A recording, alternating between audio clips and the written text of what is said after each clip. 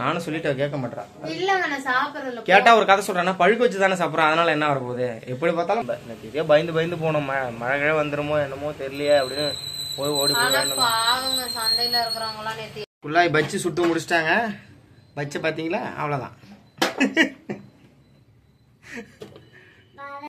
Hi எல்லாரும் எப்படி இருக்கீங்க? Good morning. நாங்கள் தான் உங்கள் தினேஷ் கலை. இப்படி சொல்லி ரொம்ப நாள் ஆகுதுல்ல.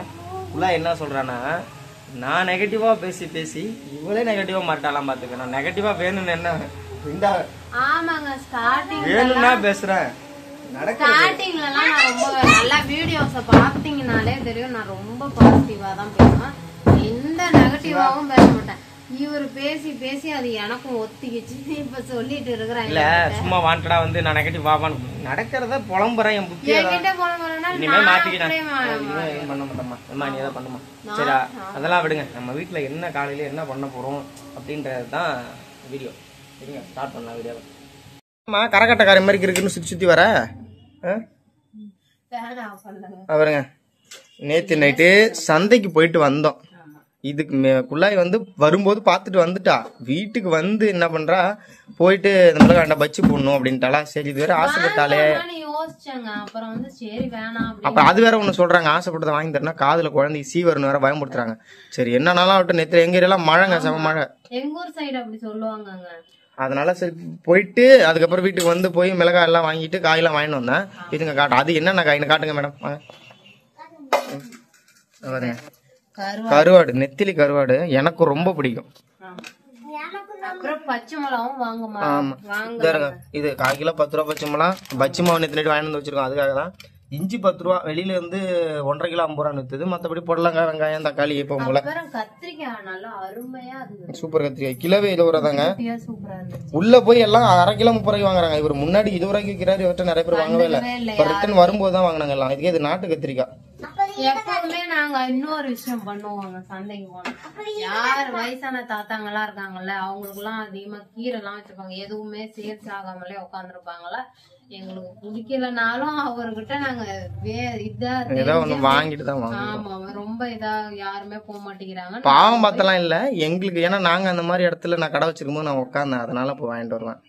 இல்லங்க அவங்க அவரு சொல்லுவாரு, எப்பவுமே எங்க தாத்தா போல இருக்கு, எங்க அம்மா போல இருக்கு. அதனாலவே நாங்க மெயினா இது பண்ணுவோம். சோறு வெந்துச்சு, சோறு வடிவோம். காலையில சாப்பாடு ரெடி பண்ணி வச்சுங்க. நொய்யாச்சு மெயினா குள்ளாய்க்காகவே இது வாங்கிடுங்க. ஏன்னா அவளுக்கு சாப்பிட பிடிக்கலன்னு சொல்றா. அதனால மற்றபடி ரேஷன் அரிசி தான். இப்போ ரேஷன் அரிசி தான் வடிக்கணும் அப்பப்ப. ஏன்னா அது சாப்பிட்டாதான் பசி அடங்குற மாதிரி இருக்குங்க. இது ரொம்ப குட்டி குட்டியா இருக்கா. அவருக்கு அதே சாப்பிட்டு பழகிருச்சு. எங்க வீட்ல எல்லாம் அவங்க பயிர் சாப்பிடுவாங்க. நமக்கு ரேஷன் அரிசி தான் எனக்கு பிடிக்குங்க. அதனால ஒரு நேரம் இது வடிச்சுப்போம், ஒரு நேரம் அது வடிச்சுப்பேன். காய்கறி எல்லாத்தையும் நான் உங்கள்கிட்ட காட்டினேன். குள்ளாய் இப்போ இன்னொரு பொருள் வாங்கி வச்சிருக்கேன், அதை காட்டினேன் நான் உங்கள்கிட்ட.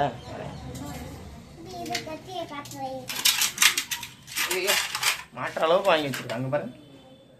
எங்க வீட்டுல இது மட்டும் குறையவே மாட்டேங்குது. மாங்காய் நேத்து 1 கிலோ வாங்கிட்டு வரான்.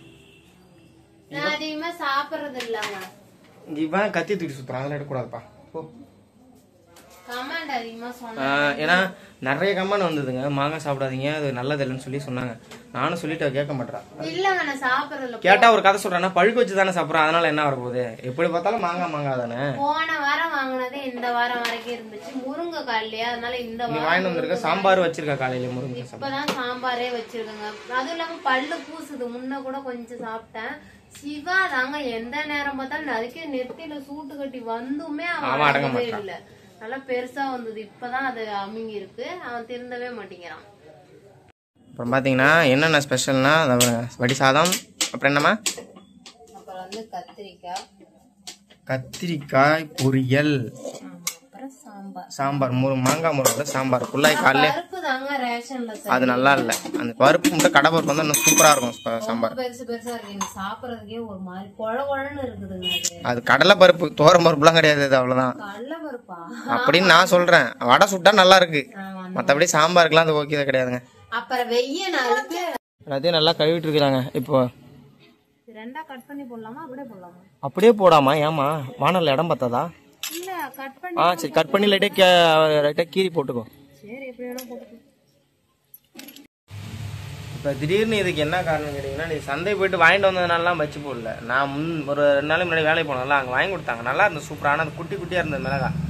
அதான் பிள்ளைகிட்ட வந்து சொன்னேன் அந்த மாதிரி சாப்பிட்டேன்னு. அப்புறம் நேற்று இவளுக்கும் சாப்பிட்ணும் போல இருக்குது அப்படின்னாலா, சரி அதுதான் வாங்கிட்டு வந்தோம் போய் திரும்ப. நேற்று இதே பயந்து போனோம், மழை வந்துருமோ என்னமோ தெரியலையே அப்படின்னு போய் ஓடி போய் சந்தையில இருக்கிறவங்களாம் நேற்று 8:30க்கே மழை. ஆமா, நிறைய பேர் வியாபாரம் பாதிச்சிருக்கு.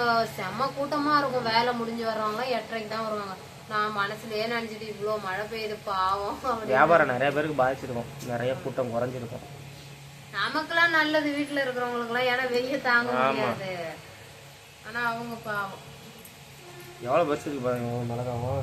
இந்த செடியெல்லாம் வீட்டுல போட்டு முளைய வச்சிருந்தாங்க, எல்லாம் சழுகிடுச்சு. நாங்க கொடை மிளகா, இது பேரிச்சம்பழம் சாப்பிட்டோம். பேரிச்சம்பழம் எல்லாமே ஒரு ரேர் வெரைட்டி பேரிச்சம்பழம் ஒண்ணு, அது முளைய வச்சிருக்காங்க. அது வந்து 1000 ரூபாய் கிலோ. துபாயில இருந்து வாங்கிட்டு வந்தாங்க, ஃபாரின்ல இருந்து வந்தாங்க. அதுல இருந்து ஒரு 8 விதை போட்டு முளைய வச்சோன்னா 2 முளைச்சு வந்துருச்சு. இன்னும் 6 வந்து குருத்து வைக்குது. இப்பதான் எடுத்து தனித்தனியா வச்சு சிவாவுக்கு 20 வயசு ஆகும்போது அது காய்க்கும். நல்ல இடத்துல கொண்டு வச்சிருந்தேன் அதை.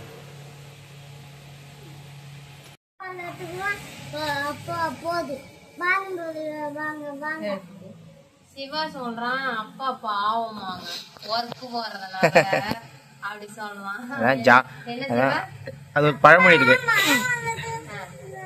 அதான் ஒரு பழமொழி, ஜான் பிள்ளை பெற்றாலும் ஆண் பிள்ளை பெக்கணும்னு கேள்விப்பட்டேன். அது உண்மைதான் போல.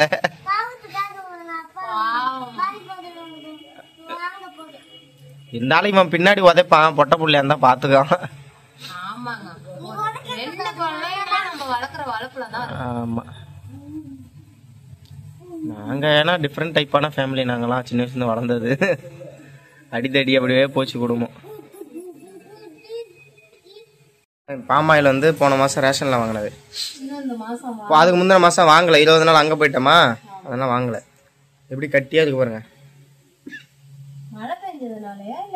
உறைஞ்சிருக்கும். அடுத்தது மாவுக்குள்ள ரொம்ப கஷ்டப்பட்டு பேசுவா பாருங்களேன். பேசாம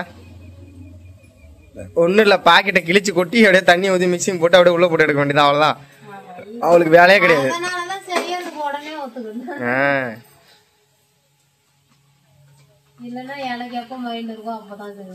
உப்புலாம் போட தேவையில்ல. அதுல பண்ணியாச்சு, மசாலா போட்டுட்டாங்க. மாவு எடுத்து போடுங்க சட்டியில.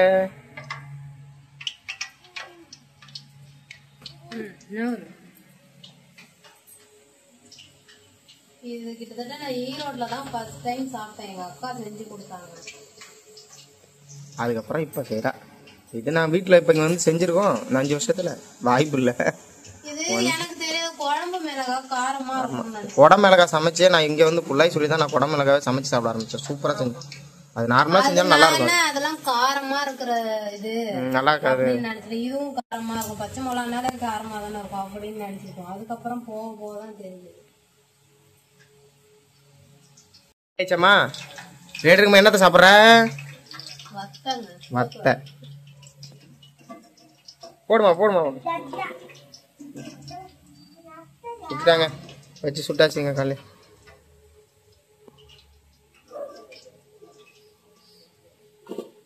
பாருங்க, எங்க வீட்டுல நாங்க சுடும் போதே பச்சா இருந்தாலும் சரி, சிக்கன் பக்கோடா இருந்தாலும் சரி, பூரியா இருந்தாலும் சப்பாத்தி சாப்பிட்ருவோம். நீங்க அது மாதிரி சாப்பிட்டீங்களா என்னன்னு சொல்லுங்க. இல்லங்க, செஞ்சுட்டு கடைசியா ஒன்னா உட்காந்து நான் இருக்கும்போது சாப்பிட்ருவேங்க. நான் எதா இருந்தாலும் நான் செஞ்சுட்டு இருக்கும்போது ஸ்டார்டிங்ல டேஸ்ட் பார்த்துருவேன். சிவாவன் டேஸ்ட் பார்த்துருவேன். ஏன்பா நீ பாரு சாப்பிட்றா தானே? ஐயோ ரொம்ப பிஸியா இருக்காங்க அவரு. சரி, அவ்வளோதாங்க. பஜ்ஜி சுட்டாச்சு, நாங்களாம் சாப்பிட்டோம். ஃபுல்லாக இன்னும் சாப்பிடல. எல்லாத்தையும் முடிச்சுட்டு சாப்பிடுவா இனிமே. ஏமா சரி சாப்பிட்டுவா, வீடியோ கண்டு பண்ண. ஃபுல்லாக பஜ்ஜி சுட்டு முடிச்சிட்டாங்க. பஜ்ஜி பார்த்தீங்களா? அவ்வளோதான்.